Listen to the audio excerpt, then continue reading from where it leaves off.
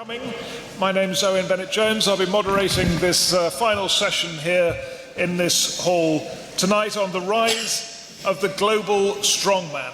And let me just introduce our excellent panel. We've got Rebecca Heller, who's a human rights lawyer and the co-founder of the International Refugee Assistance Project. So the whole idea is to get legal aid to people who are seeking asylum, who need protection, and quite often are in no position to have a decent lawyer to help them achieve what they need to achieve to be safe. We've got Zahid Hussain, who needs absolutely no introduction in front of this audience, one of your most prolific and long-standing journalists, turns out thousands of words every week.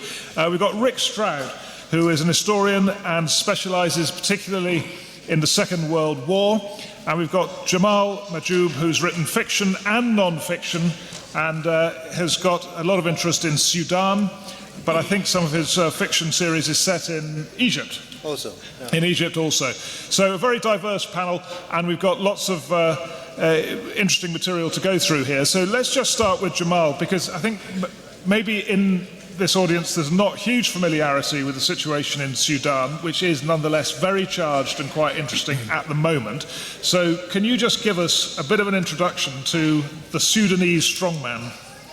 Okay, well, good evening. The Sudanese strongman, who is right now teetering on the brink of oblivion, hopefully, we don't know what's going to happen, is a man called Omar al-Bashir, who came to power in 1989, unbelievably, 30 years ago, and in a military coup, which was backed by a very curious man called Hassan al-Turabi, who was an Islamist ideologue who saw Khartoum as becoming the center of a kind of Islamic revolution that would go from Sudan on through the Middle East and into Africa. And for the first 10 years, the regime was extremely brutal. There was a severe crackdown on freedom of speech, on opposition politicians. People were arrested, they were put into prison, they disappeared into what were called ghost houses, where they were tortured. A lot of people, including my parents, went into exile. My father was running a newspaper. And I think that what surprised people really was the brutality of it. I think that we had seen military coups before, but the novelist Taib Saleh famously said, where did these people come from?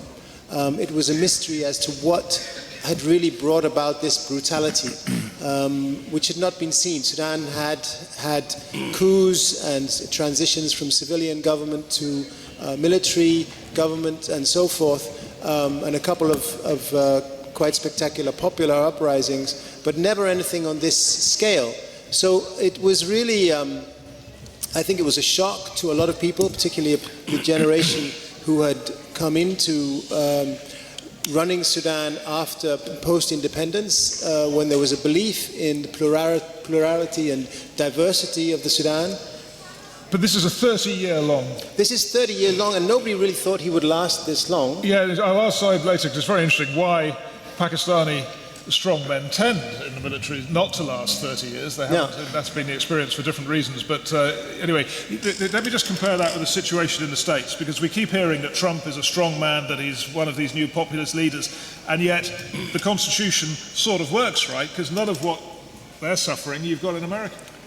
Well, I mean, Trump certainly thinks that Trump is a strong man and a popular leader. I think there's a question about whether that's actually true or whether he's just trying to do things to emulate popular strongmen. And yeah, I think the Constitution is working to a certain extent. I also think that the situation that Trump came into was different than the situation in Sudan that was entered into. Like when Trump came in, there was a somewhat functional government and civil society. But I think that the checks that the Constitution was supposed to be having on him have largely failed to a certain extent. I mean, you look super skeptical. Well, I mean, I'll defend that. Okay, well, let me suggest that the Constitution has worked. The Congress is there, the courts are there. He's had reverses. The press is still very lively. It is still very critical. A lot of the constraints are working. But it it hasn't been very long. And a lot of the really illegal things that he's done, he's been able to get away with, right? Like, so he put this ban in place, banning people from 6 majority Muslim countries from coming into the country, and the Supreme Court upheld that as legal. And they could have done it in a very narrow way that said, okay, in this exceptional circumstance, we'll agree that blah, blah, blah, blah, blah. And instead they did it in an extremely broad way where the decision says, you know, basically anytime the president invokes national security, he can do whatever he wants. And that's what he's relying on now to try to override Congress and build this wall. And I think similarly, you know, the Republican-controlled Congress for 2 years didn't stand up to him in any meaningful way. I think the press attempts to stand up to him, but it isn't making a difference in terms of laws actually getting passed or not passed. So I think it's a little early to say, actually, that the Constitution has successfully worked as a check, because I think it hasn't actually held him back from doing very much. Okay, so let's go to Zahid now. If we've got the Sudanese case, 30 years long, you know, dictatorship, and now we've just heard about the United States, whether constraints are working or not. And in Pakistan, maybe you're somewhere in the middle, where there is some popular restraint on, for instance, Musharraf. In the end, he couldn't survive because the popular base wasn't there. Is that fair? When the problem with Pakistan is that military dictators try to become democrat and elected leaders try to become authoritarian. So, and that explains actually what you're asking, that why Musharraf or any general did not last as Bashir did actually have, for 30 years. So that's the thing actually, despite now we have actually an elected leader, Imran Khan. So, and I don't know what description you have as a strong man, but how I describe him as a populist leader, and who came with the support of the people, but certainly with also some help from the military. So in a way, actually, it's a quite unique situation. Pakistan has gone to third transition to democracy from one elected leader to, through elections. The power has been transferred from one government to other. But I think how I see that Imran Khan has riding on this populist wave. His entire actually campaign for last so many years have been actually challenging the status quo. And that was the slogan he raised. And he also attracted the attention of young people, young Pakistanis. But the problem is that when he came to power, he does not know what to do with that. He's still actually in this, what we call an opposition mindset. And what I described the Pakistani this time is not an authoritarian regime, government, but kakistocracy, which means actually the government of people who do not know how to govern. And that's the problem with this. But what I see actually, the problem in Pakistan at this point of time is unfortunate that we have gone through this transition, but what I feel actually democratic space is shrinking. And that is basically a quite tragic, I would say. I would not say it's a dictatorship. I would not say that we don't have the democratic space altogether, but it's still actually there's a huge challenge Pakistan is facing at this point, how to protect the space we have gained over the last 10 years. Okay, so yeah, well, let's keep it as broad as that then. The democratic space is shrinking. In Sudan, yes, in Pakistan you're saying, and I think you'd say in the United States as well.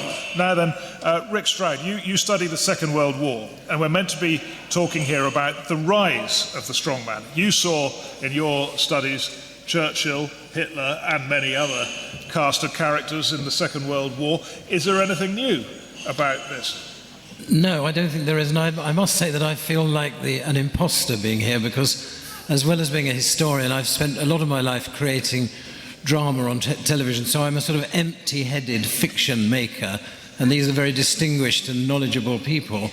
But I have spent the last 8 years writing about, in particular, the rise of Hitler, and I would call Hitler a strong man, I mean a despicable man as well, and I wouldn't call Churchill a strong man. I think that he was very, very clever. He kept England in the war, but there was a theme that began to emerge in this hall at the first session, which is that you have this notion of populism, and you have, to my knowledge, Putin and Trump, and they are two irresponsible leaders, and that description was given to them by Professor Rogan on this very, very stage. And he made a really good point, which is, as the strong men rise, it is in our power to do something about them. And if we don't do something about them, they will continue to rise and they will do great harm and damage. And I think that my contribution here is to describe what happened in the 30s when Hitler began to rise to power on a terrific wave of populism driven by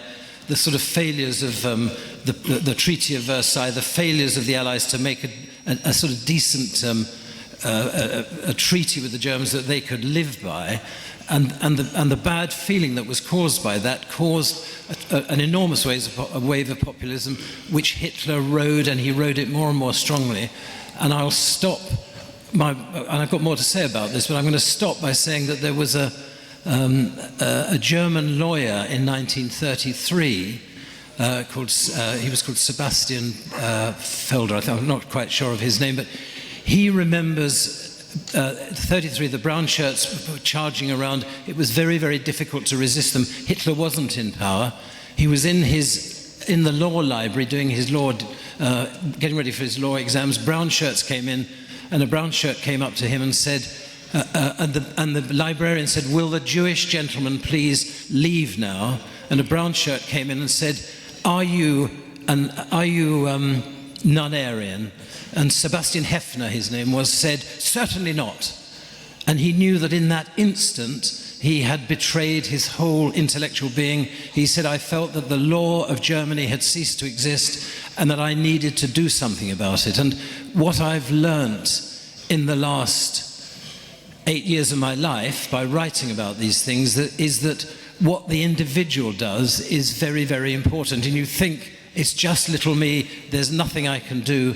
But actually what you do as individuals builds up and accrues into a great thing that can oppose the tyrant and the forces of evil. And I mean, I think that's what I would like to say. I don't have the detailed knowledge that these distinguished people have. It was very sort of idealistic, but is it, I mean, you know, take Sudan. I mean, if you're in Khartoum and you're seeing this thing, it's, you know, it'll have really affected people's whole lives. I mean, 30 years, you could be 40 years old. Well, there's a generation of people know nothing else. They've known nothing else. And they can't resist, can they, or can they? Well, they do resist, and I think that it's important. The point about rule of law is very important. I mean, the institutions of civil society are really key. And whenever, you know, Bashir came to power through a military coup, and Islam had already been in power as such, because the previous Prime Minister, Sadiq al-Mahdi, was a descendant of the original Mahdi who led this huge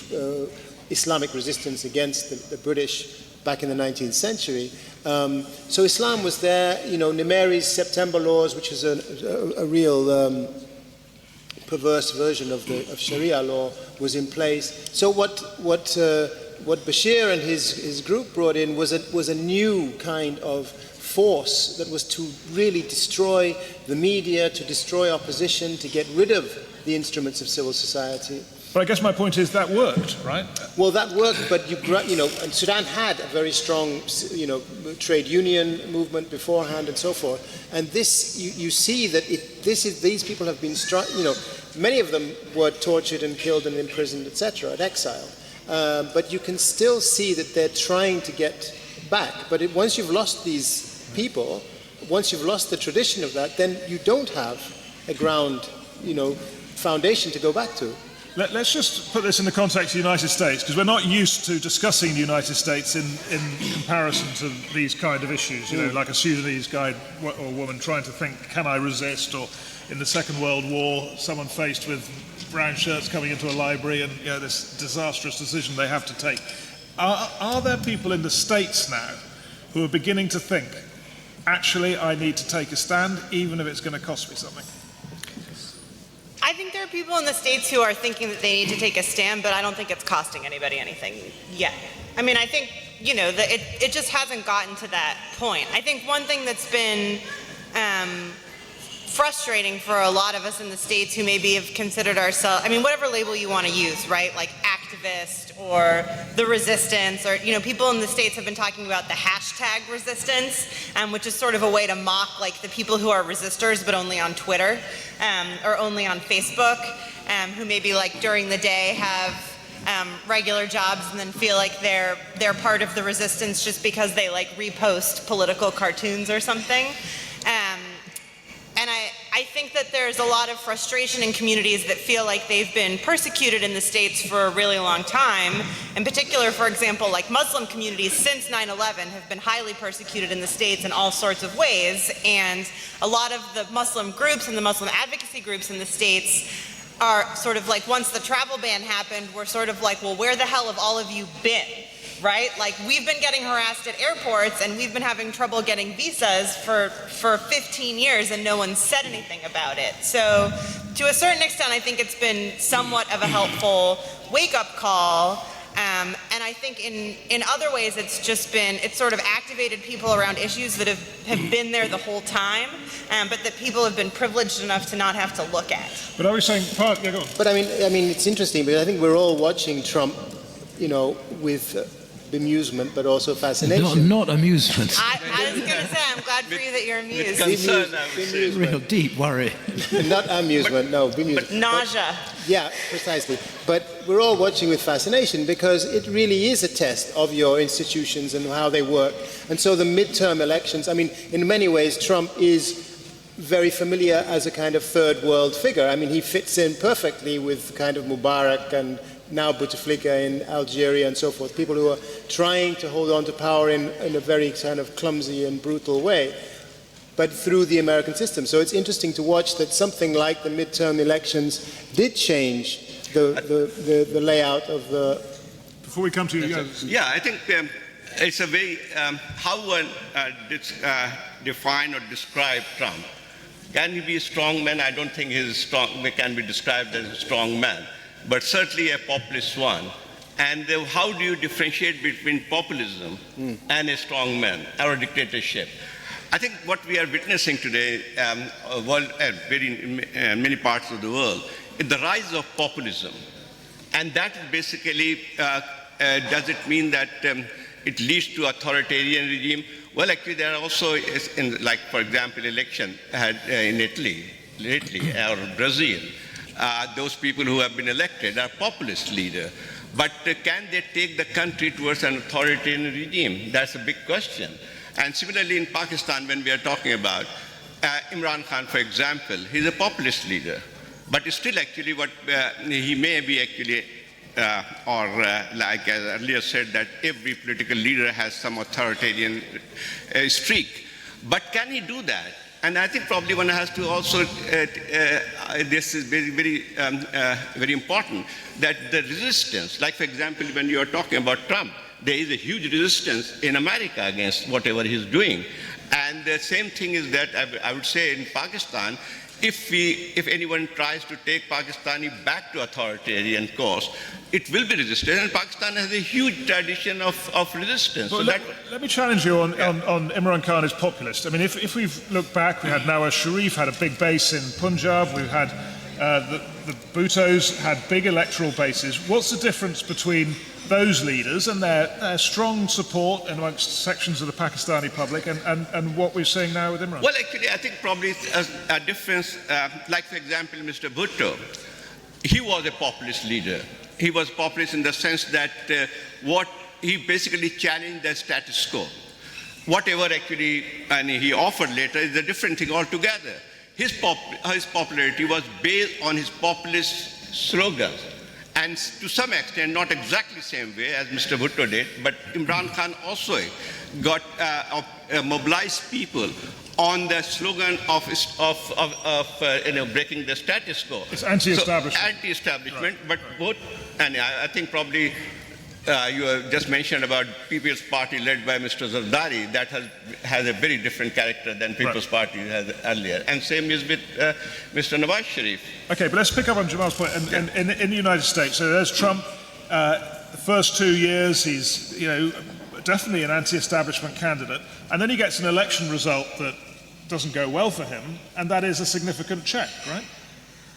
I mean, I don't know that it's a check, and I also don't think that he's anti-establishment. I think his rhetoric is anti-establishment, but his policies really are not anti-establishment, right? I mean, the only thing he's like really accomplished is this tax cut, and all that did was like take a bunch of money from like the middle and lower class Americans and give it to the corporations, which I think is the most like pro-establishment thing you could possibly do. So, I think that he's quite good at speaking like the anti-establishment populist rhetoric, but that when you actually look at his policies, that's not what he's following through on. I think the elections were a check, but but getting back to your other point, like I don't think the elections were a constitutional check. I think the elections were a popular check, right? And you could say that the elections are mandated by the Constitution to get into like a technical legal argument about it, but I think the thing that's been checking Trump, and this gets to the point that Mr. Stroud was making, what is actually is the populace rather than kind of the rule of law or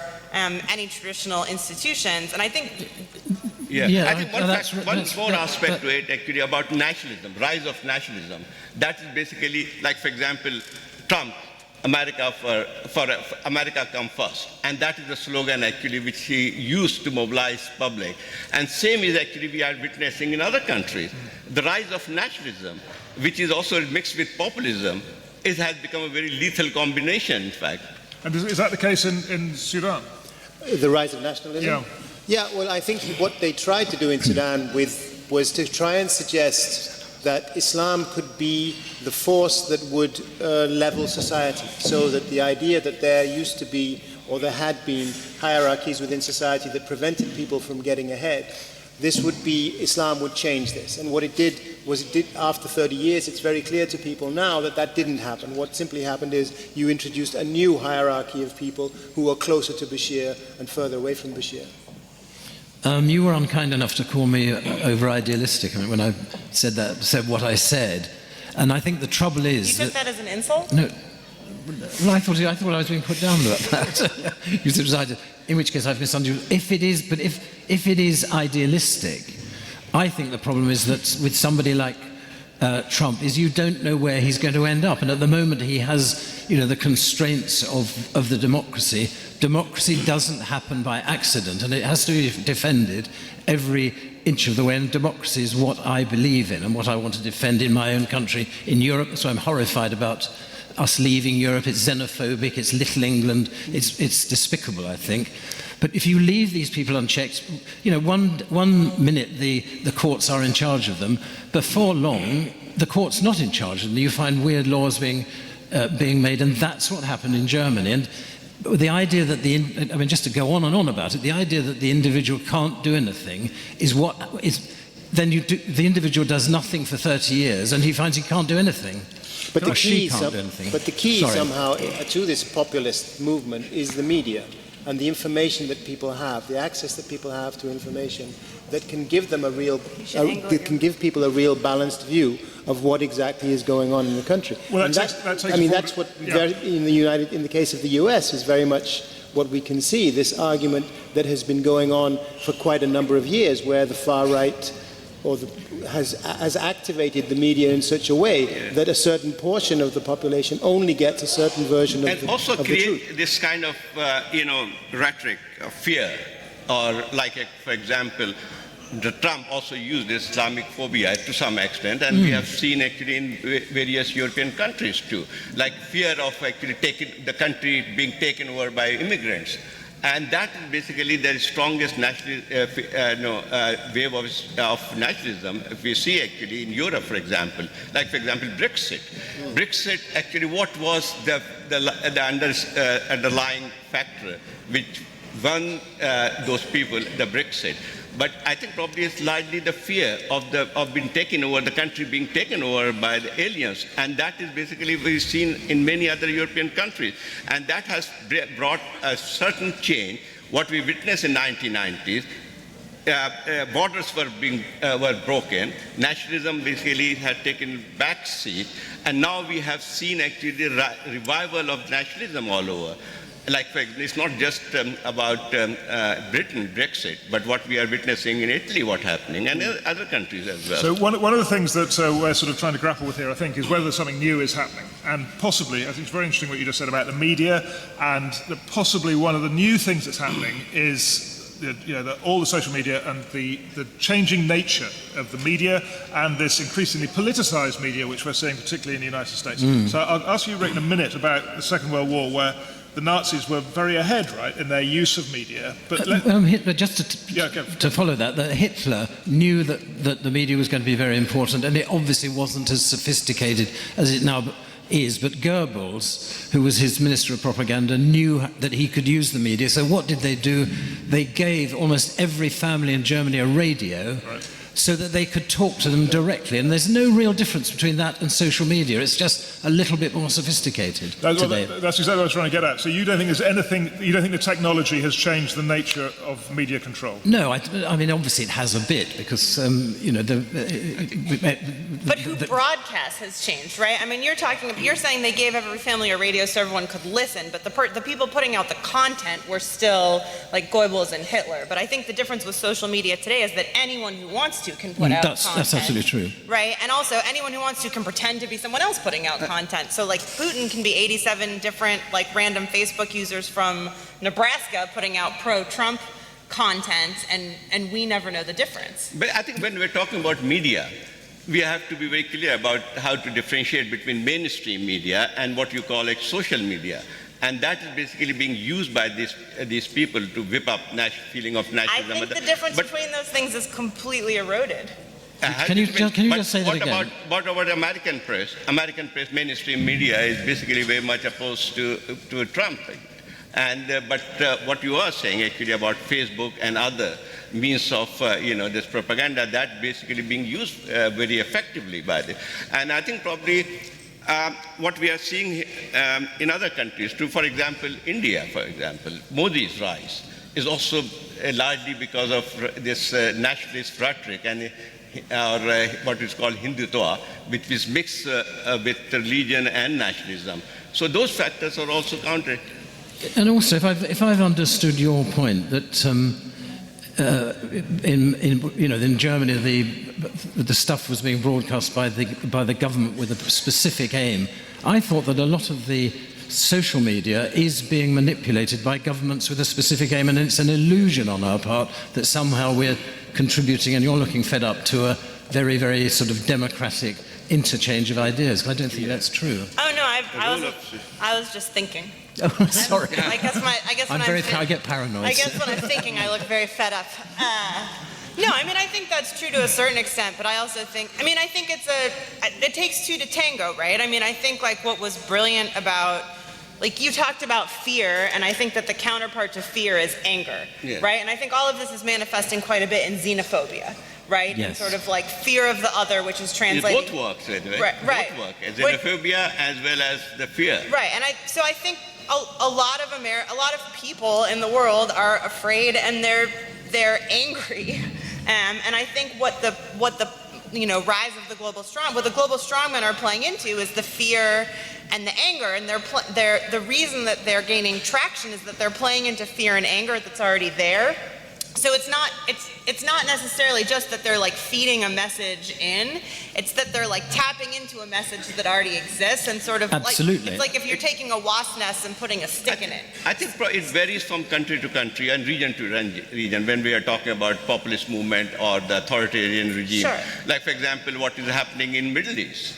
Like is the factors actually which has given rise to the new authoritarian regime in Egypt or maybe actually other countries were very different, like it's post-Arab Spring. So how one describe it actually, the society getting polarized or basically the collapse of the old order, and that's how things have gone bad in Egypt.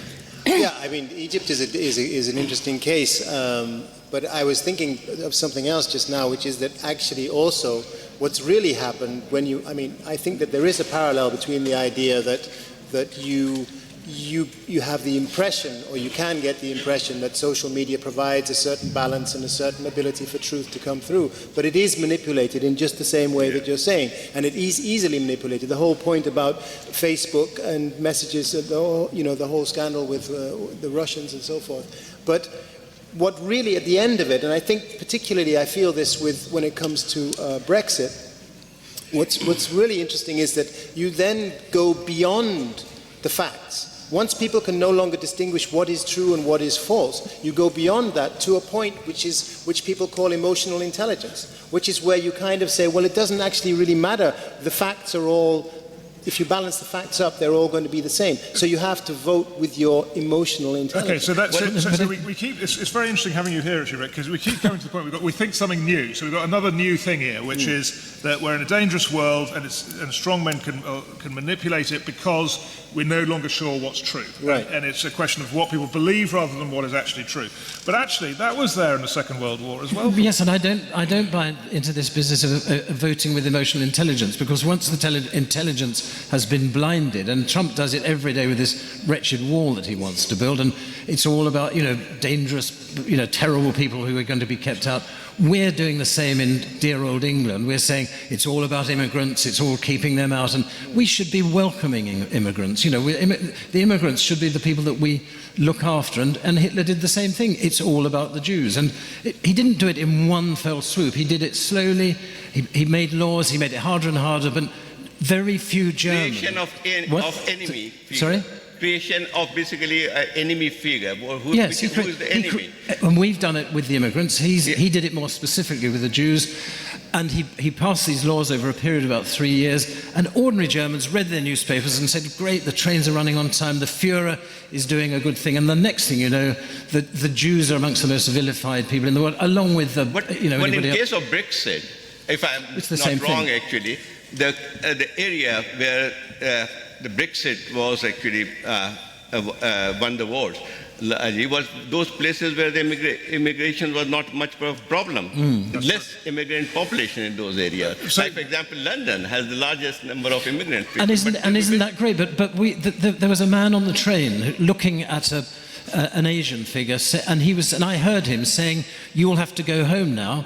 I've got my country back again." Well, that's a very dangerous thing. What did I do? Nothing. I'm in the same position as somebody who watches a Jew being knocked off the pavement, and I do nothing. I walk away. If things go wrong, if I end up, and this is not just paranoid hysteria, but if things end up in 10 years' time with me in a concentration camp because I didn't keep my eye on the ball, it'll be my fault. But just to bring us back to this post-truth world, which we're told is new, was Germany in the Second World War post-truth? Yes.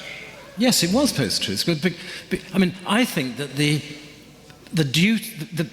keys to the moral kingdom are held by people like the universities, and they should debate these things, and they should make their voices heard. And literary festivals. And literary festivals. Well, I think this literary festival has had a theme which I've detected, and it's certainly impacted on me, and I've drawn on my work from it. And for me, it is to do with what the individual does in these very, very extreme times, and we're drifting. 8 years ago, I said to an old soldier, "It's inconceivable there'll be another war in Europe." Now I don't believe that. I think one thing more about rise when we are talking about the strongmen. Like strongmen, we are talking about China, basically. At one point, it seemed that China is moving towards more democracy. But now it seems that, we are back to the old rise of... Z actually has taken us back to those old days. And similarly, rise of Putin, and then Saudi Arabia. So about economic factors. If you see actually 1990s, when this period of, when it was said that liberal democracy has won, and Fukuyama's theory about the end of history. Yeah. But later on, at that point of time, if you look actually, the share of global revenue coming from the liberal democratic country was much greater. Now the situation is changing also.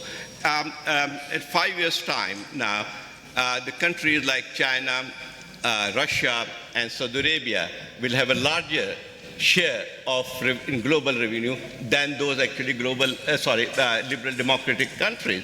So how much this factor, economic crisis or economic performance, play in this situation? The situation in China, I'm still searching for things that are new.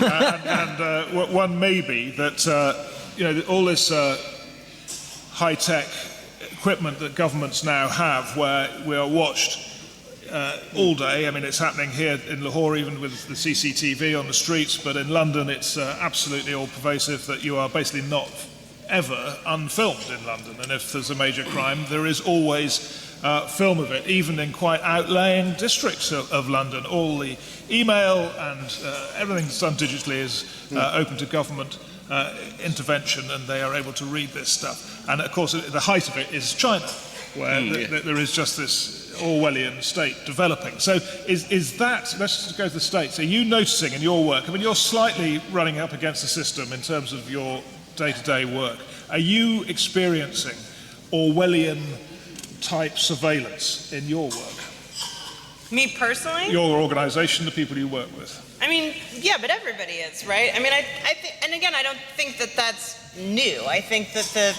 the U.S. has been, I mean, I think there was a turning point after 9/11 in the States when the level of surveillance on everyone, and especially on certain communities, especially Muslim communities, ratcheted up significantly, and they passed something called the Patriot Act, which is, there's a good example of like propaganda for you of calling something the Patriot Act that just allows you to surveil everyone. But it's like pretty well known that the U.S. government agencies keep copies of everybody's email, and I don't think that they're actively reading it all the time just because the volume of it is so high. But I think if they ever become interested, they'll surely just pull it all up and read it. And anything I put on the internet, I assume that pretty much everyone at any point will have access to it. And I think that's true of everybody everywhere. Well, doesn't that make people more nervous to do what Rick wants them to do, to resist? I mean, I think that's not an excuse. I mean, it's always been it was dangerous in, and I'm sorry to keep using this analogy, but it was dangerous in Nazi Germany. It's a very good analogy.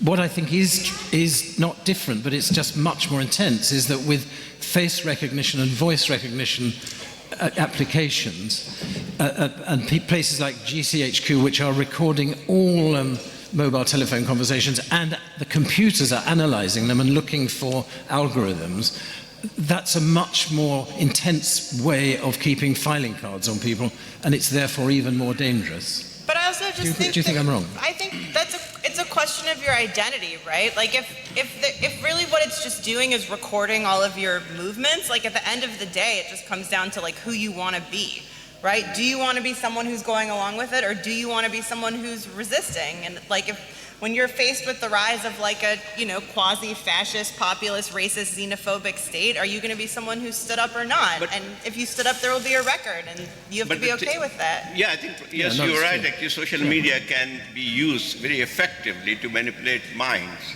but there must be something on the ground. Yeah. It's not like actually you cannot create a mindset in a vacuum. So like, for example, actually when you're talking about Trump, yes, fine, actually there's a propaganda and whatever there was there. But there was something, some roots actually, and some basis for his support base. Like, for example, I don't know whether his popularity has eroded in his constituencies yet. No, but maybe actually when we are talking about actually in New York, Washington, or West Coast, there's a different situation. But the question is, do we let surveillance deter us from resisting? And I'm saying that's a choice, right? Well, actually, it's not just that, is it? I mean, if you've got technology now, like you're saying, facial recognition technology, that means, I believe in China now, that if you get off the train, any suspect faces of people who are known to be anti-system can be identified before they leave the railway station, and you can get picked up. So, I mean, that makes resistance quite difficult, doesn't it? I mean, if you can't move... It varies, because when you're talking about those countries where they are really authoritarian regime, like, for example, Russia or China or maybe Saudi Arabia or other countries, Egypt for that matter, then there could be this, this could be used actually more effectively to monitor people and to silence any resistance. But we are talking about other countries where actually their freedom is threatened, but not really authoritarian regime. So you're saying in Pakistan that kind of technology would not be as effective as it is in China? Well, yes, certainly not. certainly not, because China is authoritarian regime. So, and obviously it can be used very effectively, technology. But in Pakistan, yes, actually there is always a tendency. There is always actually a desire to use it to man, and it's being used actually. I'm not saying that this only for this, but can it work? I don't think it can work to this effect. But I also think that demonstrates the importance of getting up early. Right? Like the countries that you're talking about are countries that have had authoritarian regimes for, you could date, what do you want to date China to? Like 49, 59, right? Like for a really long time. So if you, and I think this is, you could argue against this, but if you say that the US has been an authoritarian regime only since Trump, and I think there's a lot of counter arguments to that, and so we're only 2 years in, that makes now a particularly important time to stand up when the consequences are still relatively low, and we haven't yet become the Sudan where it's been around for like 30 years. Yeah, let's go back to Sudan. So you're hearing all this stuff about technology and different things going on in different places. How does that make you think when you think about your 30 years?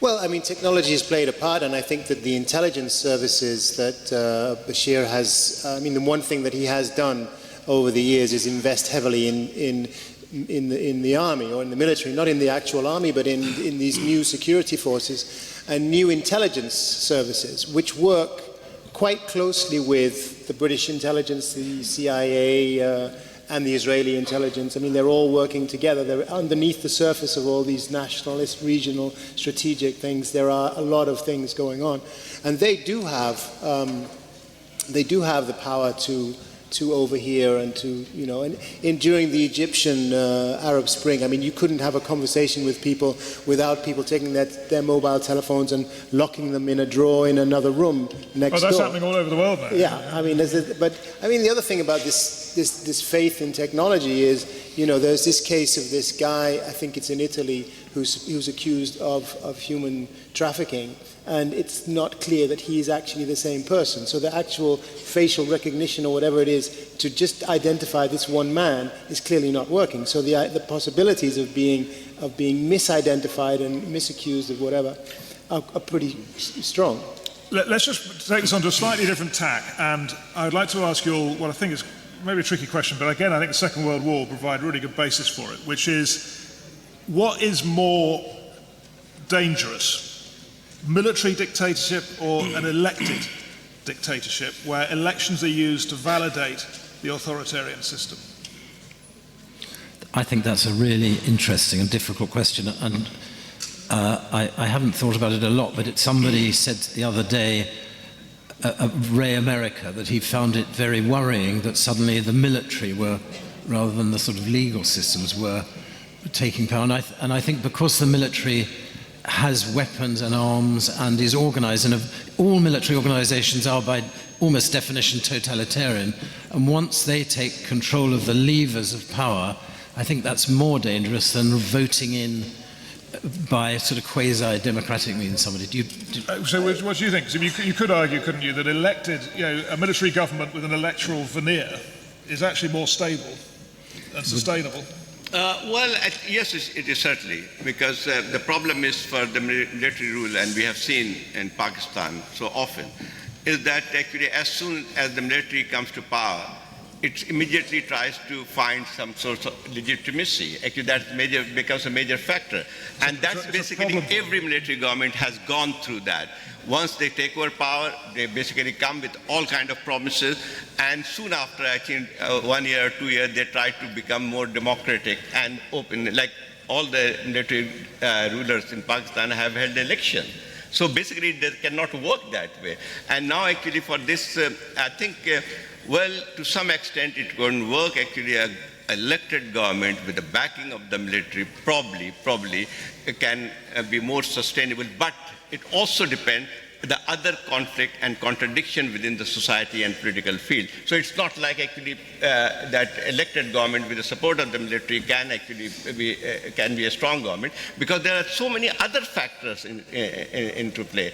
Like, for example, economy, how does the economy is working, how is governance doing. So despite all the kind of support, if they cannot deliver on two or three fronts, mainly economic, then law and order, and also somehow actually governance. So these are the factors. Sure, it's always more complicated than just one thing. But in Sudan, there has, in your situation, there has been elected. There have been elections. No. I mean, what's interesting is that both in the case of Sudan and also in Egypt, there is, with these global strongmen, this desire to have elections that confirm their authority. And they will go to whatever lengths. I mean, Mubarak used to be elected by 97% every time he did it. I mean, lucky number, but every time he would get, And Sudan, they've been doing the same thing. They'll have an election. The other candidates will refuse to participate. They think that the media is rigged, and so on and so on.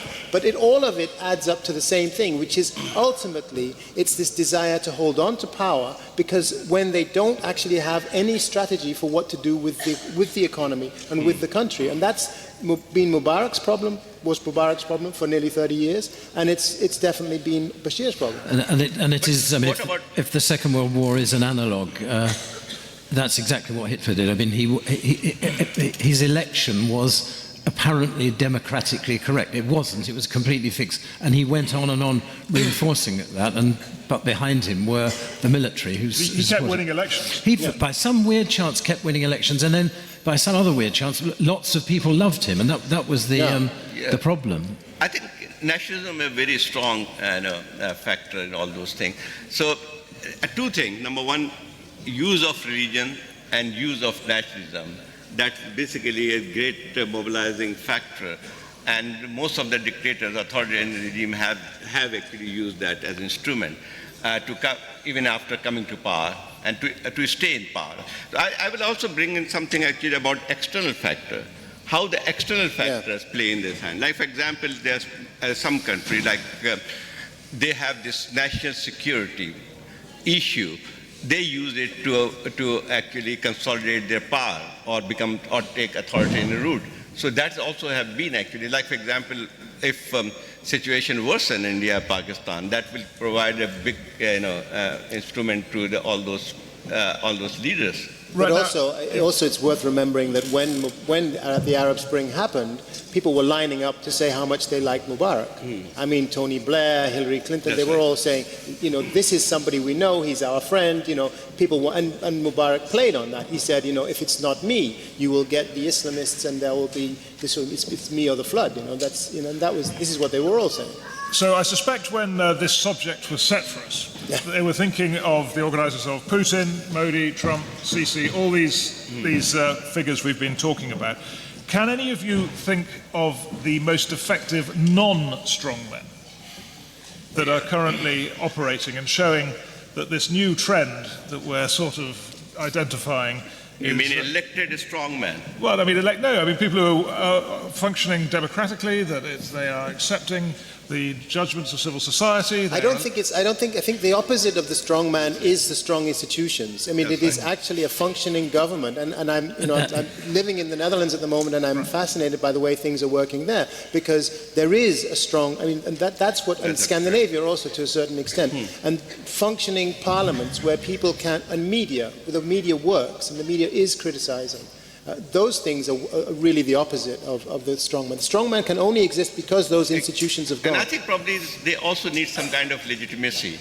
And sometimes actually purely authoritarian regime, they do not need actually, because they come to power through brute force or use brute force to stay in power.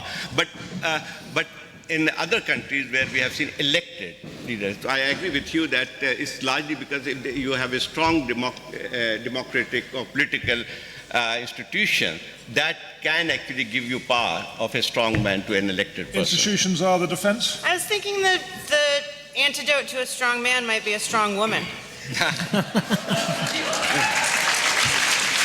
And where are you saying that? I like Angela Merkel. I think she's pretty good. Yes. I think the U.S. has some good people lined up on the slate. What about Theresa May? Can you describe her as strong? I would not describe her as a strong woman. I do not have a lot of confidence in her right now, and I'm not sure why the UK Parliament hasn't agreed with me by a majority absolutely. yet. I mean, we feel we're being, by this real democracy, we're being railroaded by Mrs May's refusal to listen to Parliament. It's just a cabinet decision, and she is winding down the clock, and we appear to be able to do nothing about it. So we have talked about a lot of things which could have been new, like fear of outsiders and the media, the sort of new politicised media, Orwellian technology, whether elections are being used in some sort of new way. And I'm rather getting the impression that none of this is new. Well, can I just put, I mean, apart from being like a sassy joke and being the only woman on this panel, like I would just posit that the idea that power has to be accumulated through like fear and anger and military might is an awfully masculine way of viewing leadership and ruling, and that a new thing might be that if there were more women ruling countries, we might come up with more Totally agree. pluralistic and civil society-based ways of backing institutions that weren't so reliant on fear, anger, populism, and weapons. Although many women, female leaders have been war leaders. But I think that a lot of that is because Margaret Thatcher, would you say that she was a strong I'm not saying that like everyone with a vagina who's ever ruled a country has been a peacemaker, but I would suggest that because the model of leading a country has been created by men, the women who have risen to those positions have been the women who have been forced to compromise and to adapt a traditionally masculine approach to foreign and domestic policy, and that as more women leaders exist, perhaps there will be an alternative to ruling a country in a strong fashion that isn't so violent. Okay, well, let's pursue that then, because we've now got parliaments increasingly, not at 50%, but getting... Not even close to 50%. They were 15 years ago, probably at 5% or something, and it's creeping up all the time. So is that making a difference to the way parliaments work?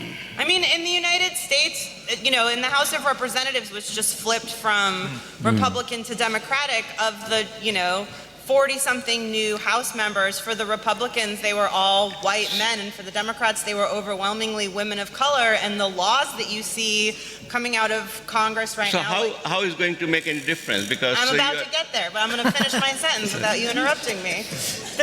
The laws you see coming out of Congress right now are things like comprehensively addressing climate change for the very first time. Like, that's not something Congress has ever attempted to do. There are things like multilateral treaties and taking on student debt. There are issues that have less to do with like a militaristic foreign policy agenda, or trying to empower corporations through tax cuts or economic issues, and taking on more important social and environmental issues that I think are seen as more traditionally feminine issues that governments should deprioritize in favor of economic and military issues. Well, actually, you're right. And it could be that, I completely agree with what you've just said, but it could be that the sort of global things like climate change, apparently we've only got 10 years to really do something about it. If that is true, all of us debating about strong men and women will become irrelevant as we run out of water, as people get sicker and sicker, as mental illness rules the planet. The whole sort of intellectual, political, physical thing will change. You're right, actually. You said actually more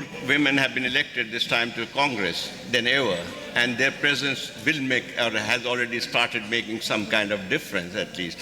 And more women are now actually have announced their candidature for the next presidential election. So is it going to make any difference from that, or? I don't know if it will make a difference in terms of what becomes law, but certainly it's made a difference in terms of what the proposals are for what becomes law. It's overwhelmingly focused on education and the environment in a way that it never has been before. No, I think it definitely will make a difference, and I think that one of the problems that all of these situations have in common is this whole matter of representation. And it's not just gender, but it's also people from different ethnic or linguistic areas in the country. You have to have, Sudan is one of the most diverse countries in Africa, and yet the representation in government is of a very, very small fraction of people from the north of Sudan.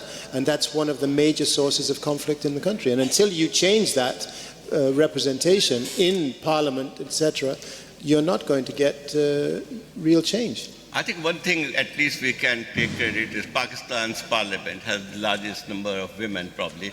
About 30% of the parliament members are women. And how new is that?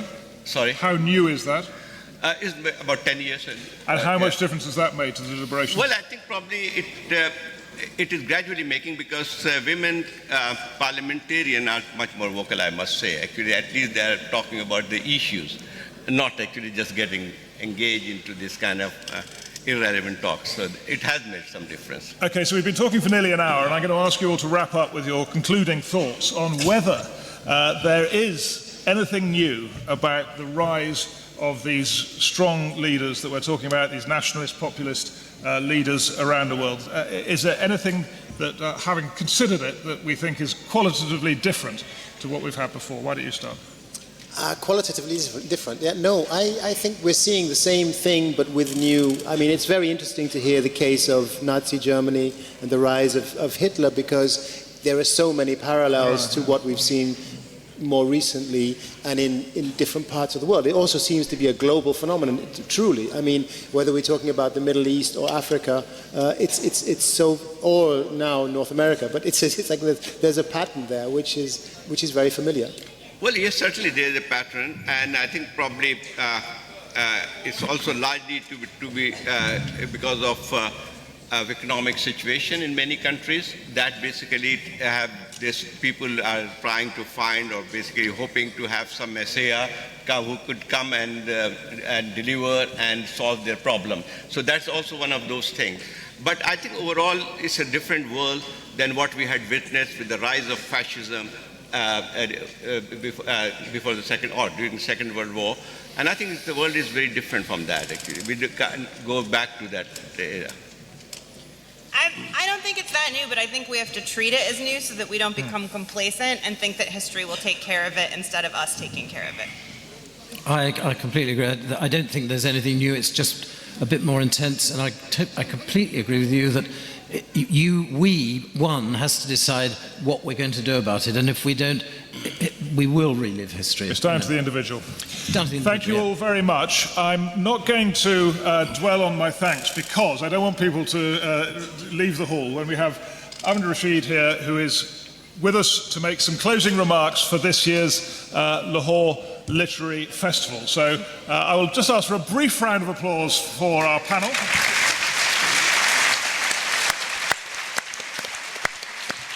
And ask you to stay exactly where you are. Over to you.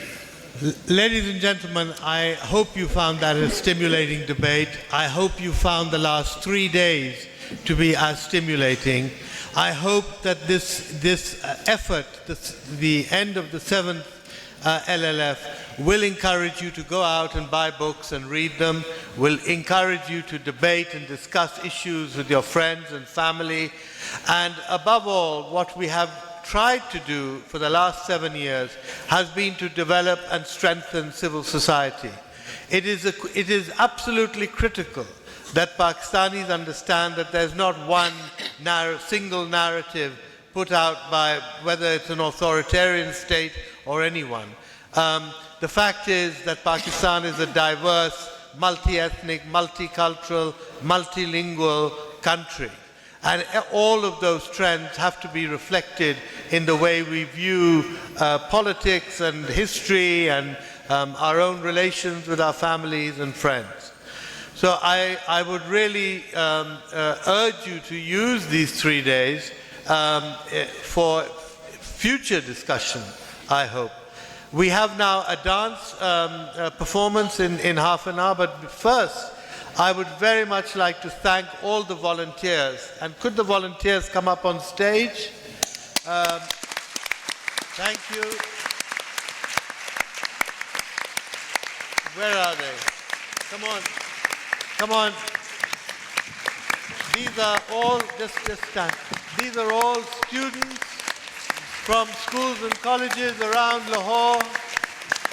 And we are very grateful to these volunteers for helping us without any kind of payment or return. Thank you very much indeed. There you are. Our excellent announcer for the last 3 days.